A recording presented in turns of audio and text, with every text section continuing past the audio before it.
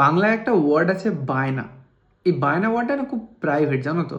মানে আমরা বায়নাটা খুব স্পেসিফিক কিছু লোকেদের কাছেই করতে পারি। যেমন ধরো আমার ক্ষেত্রে আমি মায়ের কাছে করতে পারতাম, আর কারোর কাছে করার আমি করতাম না। আর বাবার কথা তো বাদই দাও, বাবা তো লিস্টেই ছিল না বায়নার, কারণ বাবার কাছে কিছু বলতে বলে চুপ, গন। আর মেয়েদের ক্ষেত্রে কি হয়, তারা বাবার কাছে একটু বেশি করে, পাপা কি পারি। ম্যাক্সিমাম কার কাছে করা যেতে পারতো, দাদু দিদা যদি খুব ক্লোজ হয় তবেই, এর বাইরে হয় না। বাট ছেলেদের ক্ষেত্রে কি হয়, টাইমের পরে, একটা সার্টেন টাইমের পরে তারা আর বায়না করার সুযোগ পায় না, কারোর কাছেই হয় না। মায়ের কাছে তবুও একটু একটু করা যায়, তারপরে 18-18 হয়ে গেলে তো ভুলেই যাও, আর হয় না।